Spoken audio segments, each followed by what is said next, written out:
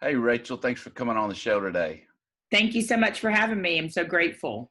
Well, let's dive right in. Tell me a little bit about yourself.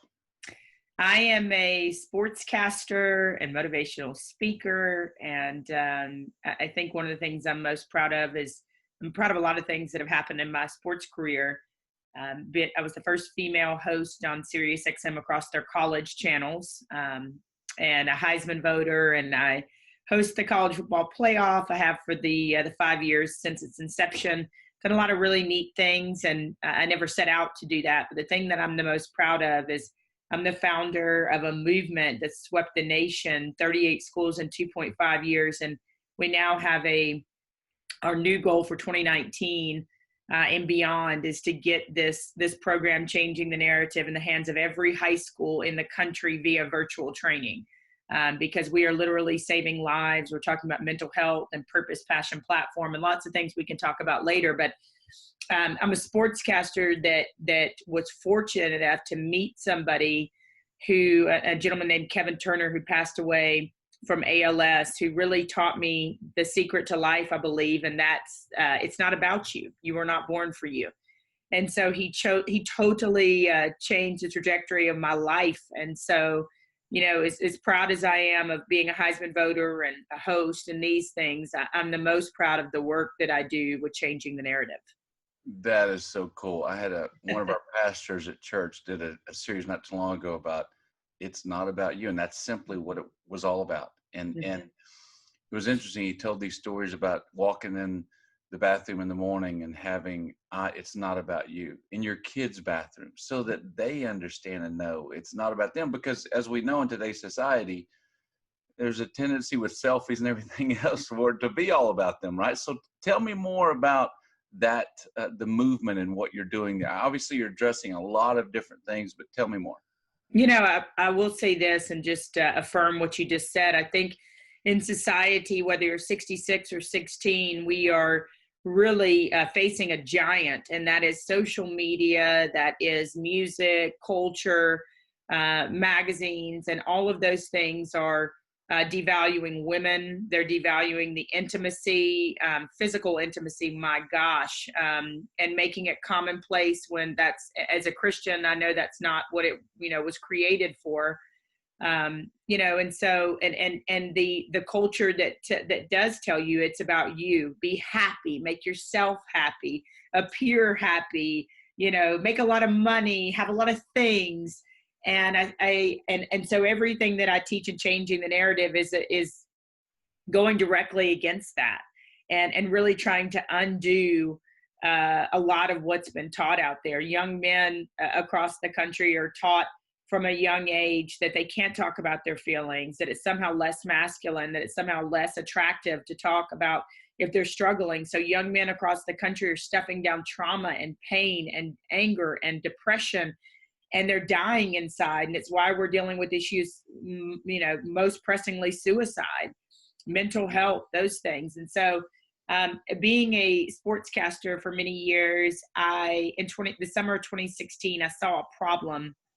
And that was that and I remember doing a serious show that summer from the studios. I live in Nashville, right downtown. And I remember having to back away during a break and just cry, because everything that summer was negative when it came to football. And I've given my life to covering football. And I knew that there were great men that were coaching and playing, but yet they were being overshadowed by the people that were not doing it the right way. And so I thought, I was just audacious enough to believe, what if we could actually change the narrative here? So I created this very simple curriculum, like, who are you away from the football field? What if you never were a football player? And it started with football, but now it's expanded in a lot of other sports and adults as well. But really just, what were you created for? And I really challenge the ideas of masculinity. We talk about dating. We talk about chivalry. When I talk to women and queens, as I call them, I say, no one is ever going to respect you if you don't love yourself. Straighten your crown, honey. You are so valuable, more than all the rubies and the diamonds in the world put together 10 times over. You're more valuable than that. And so if you don't love yourself, no one else will love you. And it is just I'm astounded by what's happened with the life change, and how I judge the effect of this is the lives the people that I keep in touch with. I just got off the phone with one of my kings that is planning to restart his grandmother's orphanage in Zimbabwe. I've got a young king in Minnesota that's on PJ Fleck's team that on his own has been visiting prisons in Minneapolis and telling young Black men that they have a future beyond being incarcerated. I have another guy from SIU that wants to go back to Haiti and help homeless children in Haiti because he got out and actually had a college career. These are the wonderful sides of changing the narrative in college athletics. And I really am an advocate for these players. You know, when people on social media call them thugs or, you know, or troublemakers or whatever it may be, I come to their defense. You know, I love it. I have 3 daughters, so it hits close to home for me. Yeah. And in making the movie, when we made The Father Effect, one of the guys I interviewed, and I'll never forget this, he talked about how at a very young age, the boys, the 5 and 6-year-olds out on the soccer field, how when they fall down and get hurt, most dads' first thing is suck it up, be a man, get up, you're a big boy, yada, yada, yada. And so from a very young age, we're teaching these young boys who eventually grow into men to not show their real emotion, to not feel their real emotion. And so then we get to their men, and then we wonder why they have an issue communicating with their wives, because they've been taught all their lives not to be real, not that they can't cry, that they can't show emotion, all of that stuff. And I tell you what, I love what you're doing in that sense, and being able to tell young men, dude, it's okay to be real. It's okay to show emotion. It's okay. And the media already does a horrible job in highlighting all the negative, right? Yeah. They do. And, you know, what's interesting to me is I've had so many men in my arms, literally in my arms, tell me, I've never told anybody this. I'm just so angry. I was going to kill myself at this time. You know, I was taught never to, just what you said, I was taught never to show emotion. You know, I was taught to stuff it down. And then beyond that, in a dating scene today, we have young women and young men that have told me on college campuses across the country, we are taught over and over to talk about consent, but to talk about our feelings is, nobody talks about their feelings. They don't want to catch feelings. And so we have young men that are broken and young women that are broken, and they're two broken people trying to make a whole person. And I heard some pop song the other day that's like, I'm lonely, you're lonely, let's be lonely together. And I'm like, oh my God, this is what's so wrong with the world. I'm like, two broken people do not make whole people. We got to get it right in our soul. We got to fix what's broken in our soul so that we can be complete for somebody else if that's our destiny. But two broken people does not make a healthy relationship. Absolutely. So tell me now, let's jump back into kind of your story. How is it that you got to where you are today? Give me kind of fill in the blanks, if you will. Yeah, I mean, I was spoiled by love. I had a lot of people that loved me, and I was born and had, you know, grandmother, and my dad came along at 18 months and adopted me and gave me his last name and life and love, and so I know the wonders of adoption, and I'm a very big adoption proponent. Met my biological father at about 11 or 12 and in touch with him to this day. And then also have a wonderful stepfather that's been like a dad and has really taken over in my life since my adopted father passed away in 2014. And so I kind of joke and say I have my 3 dads, and lots of love there. And so I grew up and knew that I wanted to do something in front of a camera, in front of people, something. And I thought I would be a general assignment reporter. And then I realized house fires and car wrecks just weren't my bag. And so I said, oh, wow, wait a minute. I love sports. I love football. I love Auburn football. I love the Braves. I love the Falcons. Because of my grandmother, we lived in Columbus, Georgia. And I put the 2 and 2 together. I really think God did. And went out and did a baseball interview at Auburn, and then literally just never looked back. Been sportscasting ever since. That is so cool. What's been the biggest difficulty in being a female in mostly a male-dominated industry, if you will? I think it's the same thing that's a blessing and a challenge, and it's that there are a lot of people out there that don't believe that I should be doing what I'm doing because I'm a female. I'm in sports talk radio. There's not a ton of us in sports talk radio, and I actually love that. I've done television my whole career as well, but on and off. And I have a lot of people that say, "Oh, honey, you're going to make it one day. You're going to be on television." I'm like, no, I have made it. I'm good. Thank you. I enjoy doing radio because you're not judged on anything other than your ability to communicate, your knowledge. They say in radio, you want to inform, entertain, and bond. And so if I do that every single time I'm on the radio on SiriusXM or doing a guest spot, then I've done a good thing. And so for me, the same thing that's a blessing and a curse is the people that don't think that I should be doing it. That's a downer, but I enjoy the opportunity to prove them wrong. There's so many people out there, literally in the hundreds over my career, that have either said something mean to me on Twitter and I'll retweet them and say something super nice back, totally shocks them. Or people that have said, I did not think that a woman should be talking sports. I listened to you. I liked you. You won me over. So and I tell people this all the time in changing the narrative, is don't curse your struggles. What you think is something that is made to break you is actually something that's made to make you. If you will grab hold of your struggles and whatever it is you believe, for me, it's God, and say, okay, God, what is in this for me? Like, what are you trying to teach me? What's the lesson here? I guarantee what you thought was a setback, what you thought was a total letdown, later on will be a setup and a learning lesson for something far greater. And every single time somebody has not wanted to listen to me just based on my gender, it's either taught me something, made me stronger, or I've changed their mind. Amen.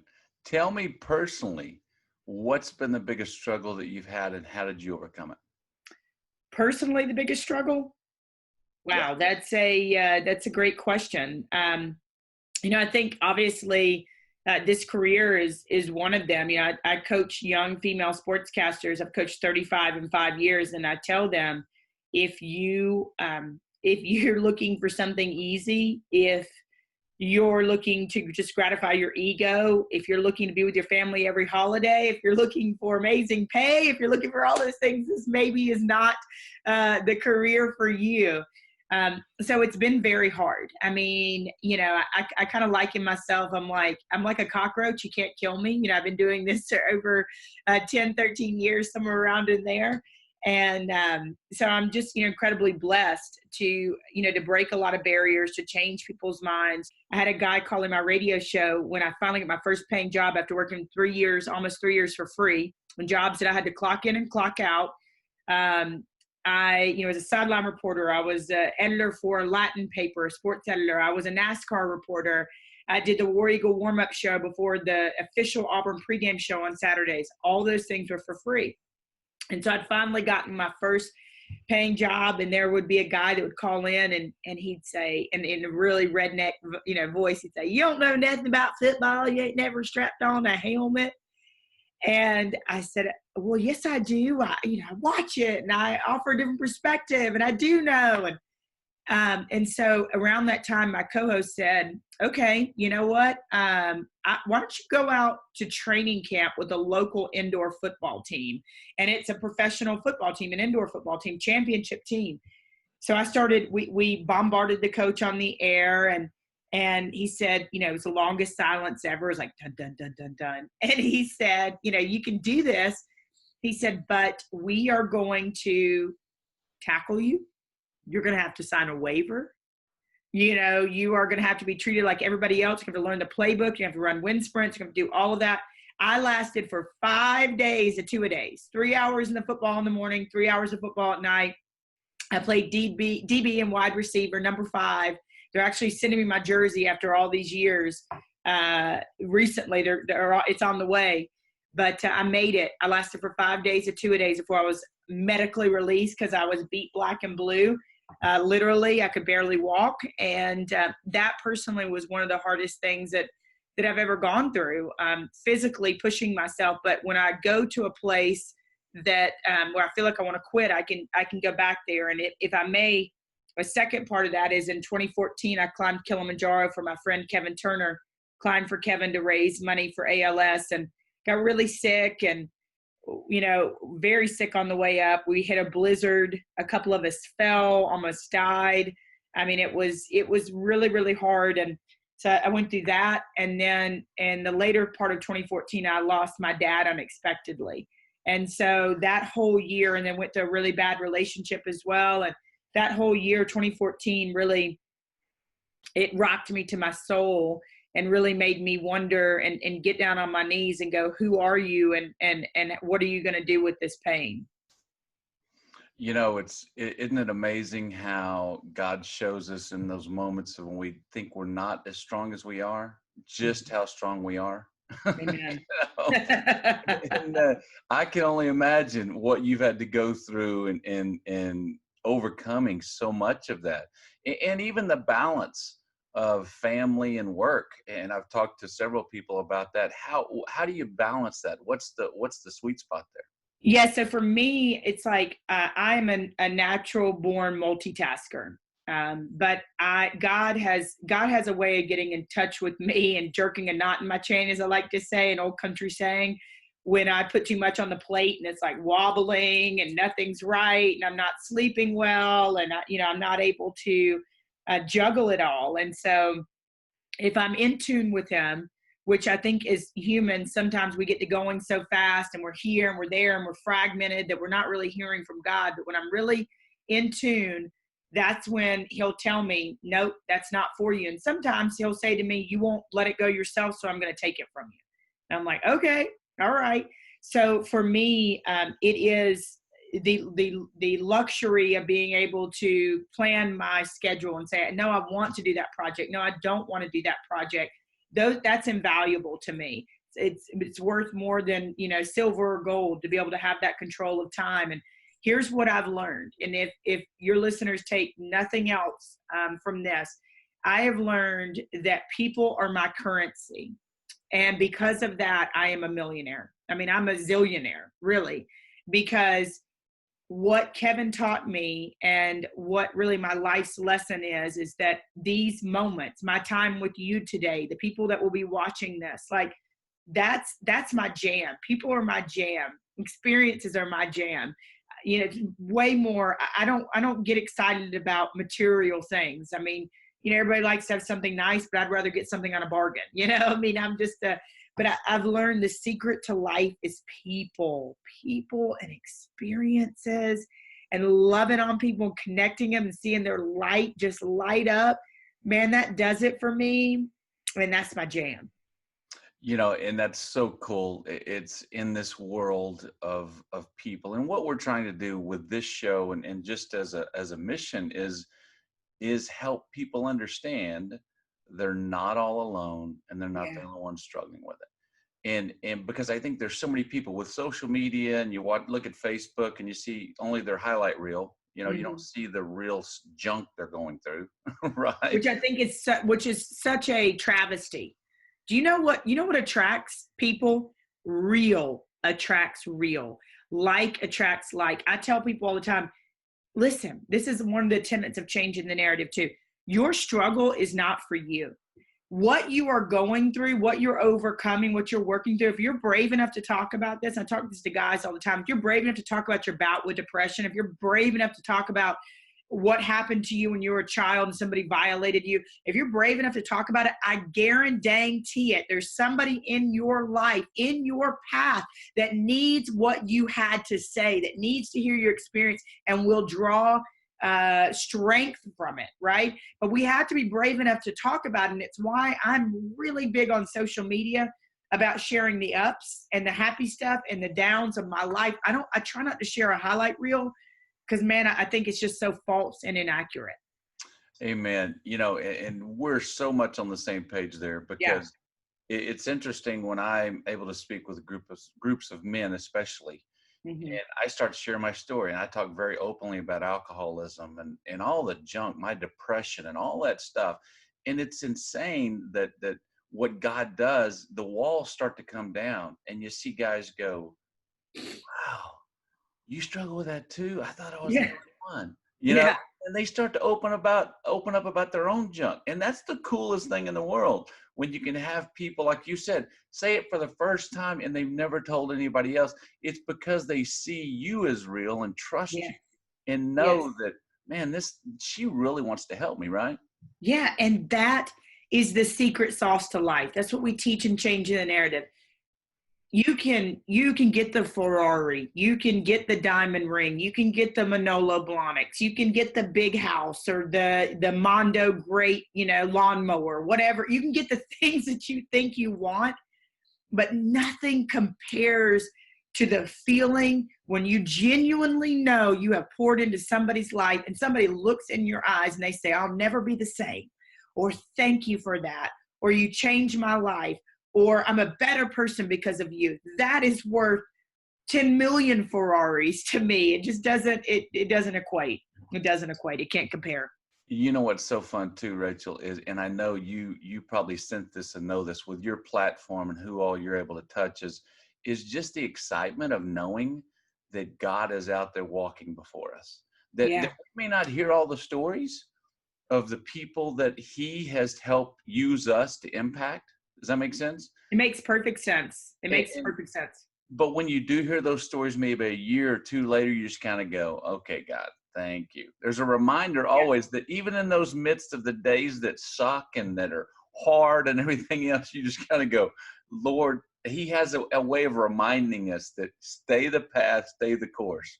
Yeah. And, I was just listening to a sermon recently from Tony Evans. I love him. And he was just talking about how God's busy up there going, beep, beep, I'm going to connect this, and I'm going to do this, and I'm going to put this person over here, and I'm going to do this.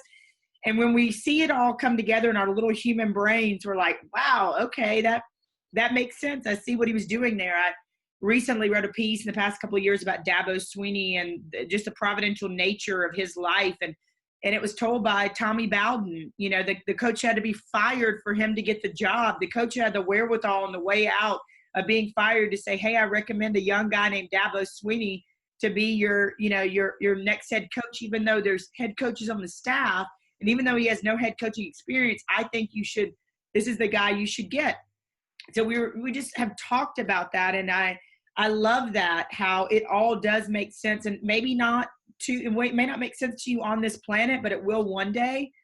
And I had a great reporter friend of mine that I just love. When I'd spoken in Alabama, and I'll never forget this conversation. He called me afterwards and he said, you don't really get it, do you? And I said, what? He said, you think you just touched their lives in there. Because I had guys hanging off of me. Literally, they're being called to next meetings, and they're telling me, my mom is dying of cancer. I want to be a king. Or I have an unborn child. I want to be a king. Because our slogan is be a king, be a queen. And I'm not being a king. You've inspired me to be a king. You've changed my life. And so this reporter friend of mine, Cecil Hurt, longtime editor at the Tuscaloosa News, covered Bear Bryant, and he said, you don't get it. He said, it's generational. He said, you think you've just touched this young man's life, but if he goes back and he changes the substance abuse or physical abuse or mental abuse in his family, and he breaks that cycle, then his children and his children and his children and his children. And he said, that's where it is, Rachel. You'll never, ever see probably the seeds, just like you said, but you can know in your heart that the things that you planted in their lives and the decisions they've made because of what you've just has been poured into you and you've chosen. See, that's the thing. I don't have to do this. But I a long time ago realized it ain't about me. It's not about me. And so all these things that have happened to me, Romans 8:28, the good things, the bad things, the happy things, the sad things, have all set up for me to share this and affect somebody's life. There are tons of people out there that are walking around that haven't realized yet that they're supposed to share what they've been through. And my goal is to help them realize what you have gone through makes a beautiful story. Share it. Help somebody else. And so the only thing that makes me special versus anybody else is I have just decided and been malleable, molded up to say, okay, here I am. Let's just be vulnerable and share it. So it's been amazing. And I do love that. And I often marvel. It's really not a day that goes by where I don't look up and I go, okay, that was you, God. I get it now. Yeah. Yeah. And it's so cool too when you know you're in that sweet spot, when you know when you're in your sweet spot, Yeah. right? And Yeah. God has you in this place that there's no better feeling. You know your purpose and everything that He's done with you. Let me get into the Baylor story. Because I'm a Baylor alumni, I've got to hear more about and walk me through the story about how it all came about in your visit to Baylor. Yeah, so Matt Rule, I had known him from interviewing him on Sirius. Just knew that he was a fantastic man. Had yet to meet his dad, who's a preacher, and I got to know him through my relationship with Matt and Baylor. But when he got hired, early that year that he got hired, I started calling him, and I started emailing him saying, "I want to come. I want to come." I think this was in January. And he said, "I want you to come too, but you have to understand we are so hurt here, so bruised, so fractured that it's going to take a while." So I reached back out in February, and then I reached back out in March, and I reached back out in May. The thing about me with changing the narrative is I'm relentless. I mean, one of my old bosses said, and this is in my journalism career, but he said, "You're like a bulldog. Once you get your teeth in a story, you're not going to let go." And for me, when it comes to changing the narrative, there are literal lives that are on the line. There are literally one less victim, one less young man or young woman that falsely accuses or hits a woman or pushes a woman or does something. These are lives that are on the line. Young men that are taking their lives, that are just dying inside, like Tyler Helinski and the young man from Richmond. So when I get my teeth into something, I'm relentless. I will push and push and push. And if you don't like me, that's fine, because I know what I'm there for, and I'm there to make a difference, and I'm there to be used. And so I just kept reaching out, and he finally said, "We're ready." And so I had a conversation with everybody, like up the chain of command, like on their leadership board. And they asked me, everything about myself and about changing the narrative. And they knew that what happened at Baylor had been somewhat of a catalyst for starting changing the narrative. And what's interesting to me, and what was written by somebody at the time, is most people run from the things that cause them pain. Most people that run from the things, but I'm the person that runs to the house fire. I'm running to the problem. I'm running to the core issue. And I knew once Matt got there, Matt Rule, that it was somewhere that I wanted to be. And so we made a date for late June, and I went in there, and I can only describe this as like, it's almost even hard to describe. But when I went in there, these young men had been talked about by everybody outside of Waco. They had been called rapists and thugs and abusers and Title IX and no means no. And what I found out doing my research is there was not one player, not one coach, not one administrator, not one person in anywhere in that school anymore that remained from what happened. Yet they were all bearing the brunt of what had gone on before them, right? There were parents that emailed me that said, "I wouldn't wear my Baylor gear. You made me proud to wear my Baylor gear again." So I go in this room, they're there, and it was almost like, because they had been talked about and talked down to, they were like, I could see it in their eyes, like, "Oh, not another speaker. Here's another speaker." And they were closed off to me. And this most magical, just supernatural thing happened. I said, "I came for you. I believe in you.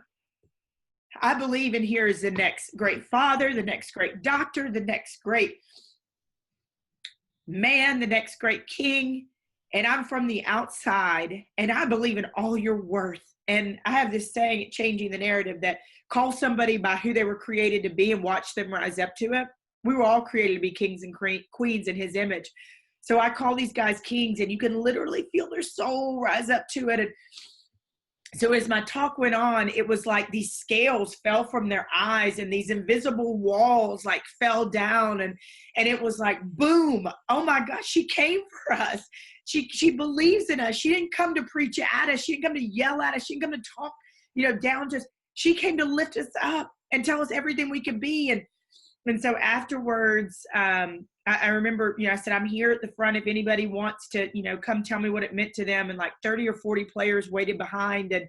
And they hugged me and they cried and they told me their hopes and their dreams. And they told me, one guy wrote in my book, I had a book with my notes there, and I was going to Alabama the next day to speak. And I opened it up in prayer before I went to speak at Alabama, and it said, "Thank you, Miss Rachel, for coming for us. We thought the whole world had forgotten us." Wow. Yeah. And I've been back a couple of times. Matt's let me sit in on his pregame meetings. I've been in their prayers. I've been behind them when they almost beat West Virginia last year. Year before last. Excuse me. They it's been nothing short of miraculous. I ran the Baylor line with a heel spur and almost got killed. I was holding the B flag. They gave me the B flag, let me go out first, thinking, she'll get a head start. About halfway through, I came up limp, and so I was literally like skipping, and all of a sudden it was the AYLOR. There was Ayler, not Baylor, as I almost got ran over by the Baylor line. But it's been nothing short of miraculous, and I've had people write it, and I do feel it that I've been a part of their healing, and I do think that it was God's calling to go there. That a lot of people would not have gone there. They would have just continued to pile on negatively. I had no connection to Baylor whatsoever, other than the fact that I knew that Matt Rule was an amazing man. Like I said, got to know his family, got to know those players, and just feel so blessed that God let me be a part of that healing. That is, wow. Such a cool story. I love it. And you know what? Isn't it amazing just when you can call the destiny out, if you will, out of people, to speak positive, encouraging, and loving words, especially those that have been beat down and feel unworthy and shame and guilt and all the other junk. I mean, the power of those words. They didn't know you from anybody, right? I mean, they didn't really know you, and all of a sudden you come in and just speak this blessing and positive encouragement over them, and all of a sudden it's like there's light at the end of the tunnel. There's hope for them, right? There is nothing like it when you find out your destiny. To anybody who's watching this, and I'm going to be putting on a retreat in April in Nashville, and I'll give you more information on that when we have that to put out.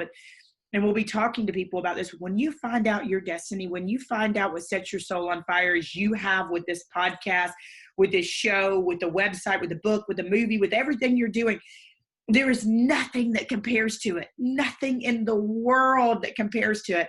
And when I have those boys or those girls in my arms, and I see the light bulb go off, or a young man will stand in front of me with tears about to stream down his face and say, "Thank you, Miss Rachel, for reminding me I have worth outside of football.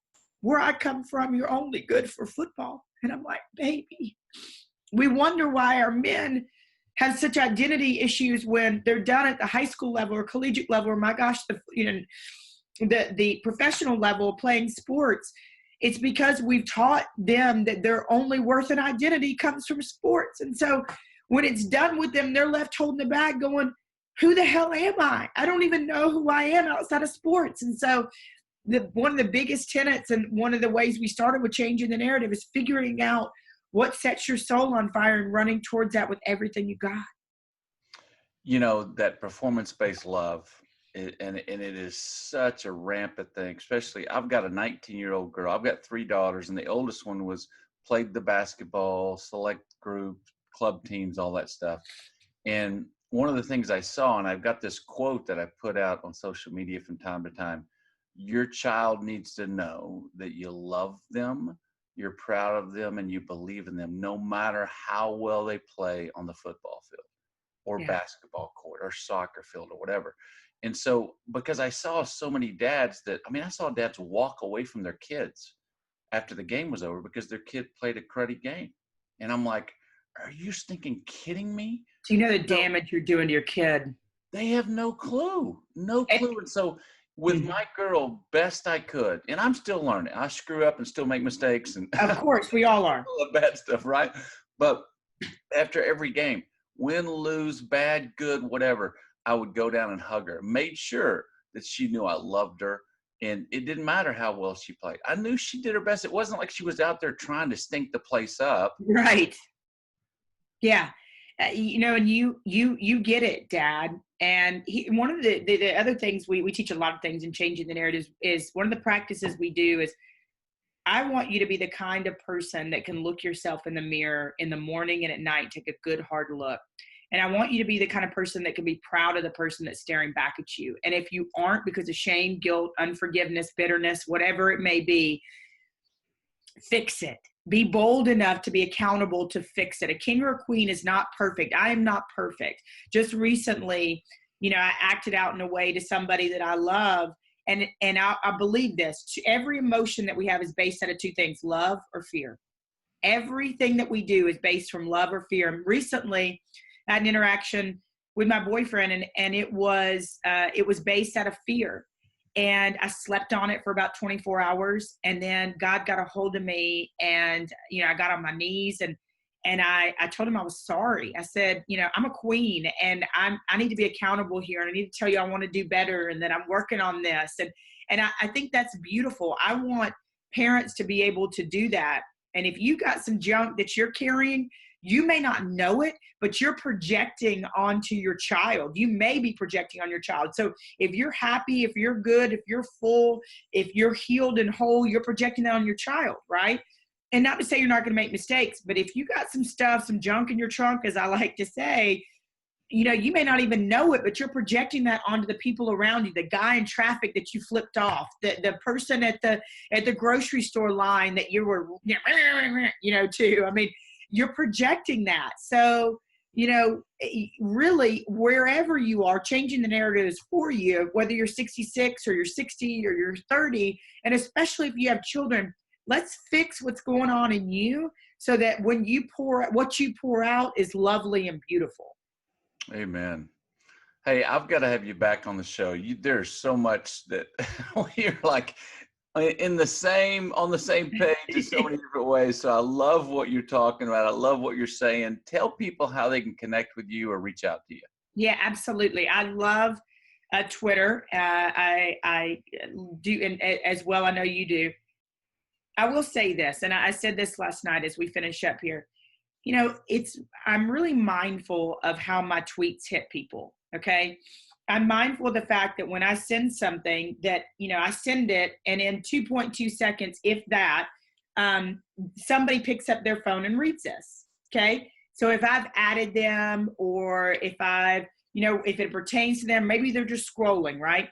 So I'm really mindful of what I put out there. And I'm mindful of if it makes them smile, if it makes them laugh, if it encourages them, if it inspires them. And I'm mindful if I make them, if something I said made them cry or made them feel bad about themselves. So I really think it's so important to be intentional. It's so important. It's one of my big things in 2019 is intentionality and slow down. Slow down to appreciate and smell the roses every single day of your life and live a wonder life, right? And then also to really be intentional. So I'm mindful of that. I love to connect with people at Rachel Baribeau, RachelBaribeau. You can also find out about Changing the Narrative, and you can go to imchangingthenarrative.org. We're 501c3. We empower these athletes that are voted on by their teammates. One at each team is voted on by their teammates. And when they get out of school and work with the NCAA, they're eligible for a grant to start their own nonprofit or to donate to an existing nonprofit. So basically, I'm encouraging them to find their own Changing the Narrative. So, we love people volunteering. I speak to churches and corporations and colleges and high schools. So really, I'm changingthenarrative.org or Rachel Baribeau on Twitter. And I love, love, love to interact with people. I love the work that you're doing. I love it. I love it. I love it. And I can't tell you, and when I come back on, we'll talk about, these young men and young women that I've so talked to that are missing fathers in their lives, and what men out there can do to pour into young people that maybe aren't even their children, because there are scars that are left and they can be overcome, but there are major scars that are left when we don't have a father present. And so I would love to continue that conversation with you. Absolutely. Thank you. You're so kind with the kind words of encouragement. And I can't say enough about how much I love what you're doing. As we wrap up, I've got this little game I play, Rapid Fire. Okay. I'm going to ask you 5 questions. You got to answer as quickly as you can. Are you Okay, game? I'm ready. If you could have dinner with someone dead or alive, who would it be? Oh, easy. And it not just because it was yesterday was Martin Luther King Jr. Day, but always. I mean, from a young age, read his books, everything, just been a voracious reader. Give me everything. Oh my gosh, I'd love to spend an hour with him. That's awesome. Yeah. Beach or mountains? Beach all day long. I just spent time in Pacific Grove, California, stared at the Pacific for 5 days. A sweet friend gave me his beach shack and just totally got quiet. Woo, beach, yes. And the Dominican Republic, have family there. I was going to say, so the next question follow-up was Florida or California, so I take it California versus Florida? Both. I also have family that's up Jacksonville and Amelia Island. I love the beach anywhere. So I have my Dominican beach down in the Caribbean. I have my Florida beach and I have my California beach. There you go. Favorite movie of all time? Woo! Dirty Dancing. Woo! I mean, I'm a girl. You know, we all wanted to be baby. We all love Johnny Castle. You know, come on now. He was in his prime too, and then the one girl was like Jennifer Beal. Was it Jennifer Beal? Wait, what was her name? I can't even remember. But the one girl, it's like that was like her moment, man, and that was such a great movie. And you know what? This is not part of your rapid fire, but do you know this is all about being who you are? Do you know that after that movie, she got a nose job, the main character baby, to look like everybody else? And they said that it was actually the downfall of her career because she no longer had this thing that made her different and unique. She looked like everybody else and her movie career bombed. So what do I say that for? I say, you are unique, you are beautiful, you're amazing. That doesn't mean you can't work out, eat better, do those things, but you're gorgeous just like you are. You don't need to go having a nose job to look like everybody else. You know what? And that's what I was going to go there for a second. It was like, but then it was like, that was her moment. And it's like, you never really saw her again. She was never anything. That's an interesting story. I didn't know that. Last question. If you could have one superpower, what would it be? Oh, I used to say it would be to read people's minds, but I'm terrified of that. I don't know. And your boyfriend would be going, okay, she read my mind again. What is she doing? Oh man, what would be yours? You know what? The teletransporting, I think. If I could just one of my favorites, and I play this game with my girls when they were younger, especially. I'd ask them silly questions, and the one really good one we came up with is the teletransport. So like you could snap your fingers and be in heaven. Yes. Hanging out with all the people that had passed, or you could be in Florida or around the world. California or Dominican. Yes. Yes. That's really cool. Can I steal that one from you? Because I feel like that, here's, if people take anything else away, hopefully they took a lot, but man, life is so precious. I have a mother that's battling stage 4 cancer, and she got diagnosed last July. And I tell people it's been the hardest, most beautiful thing, because I've always been a lover of life and people, but I am a lover of this moment. I love you now. Like, I'll support you. I can't wait to hear from people that are touched by this. And so it's just made me realize life is so very, very precious. And so, the teletransport, that speaks to me as well.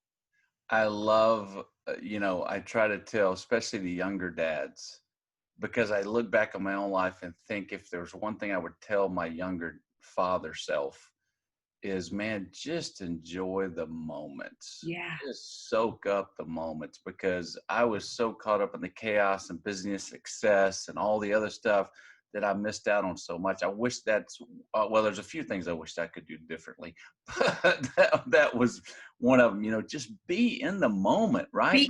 Be present. Be present. Yeah. Be present.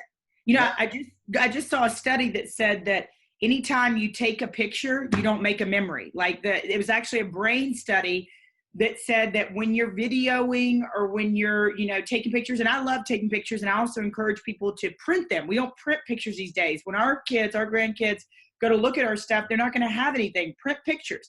But the study was talking about how you got to be in the moment, exactly what you're saying. And I at concerts all the time, I see people with their phones up, and I'm like, I do this thing for really amazing moments in my life, and I go, and it's like my mind's camera, it's like, commit that to memory, Rachel. And you just hit the nail on the head. Be present. Thank you so much for being on the show. I definitely got to have you back because I'm sure we could talk for hours. We will. We will. Thank you so much, my friend.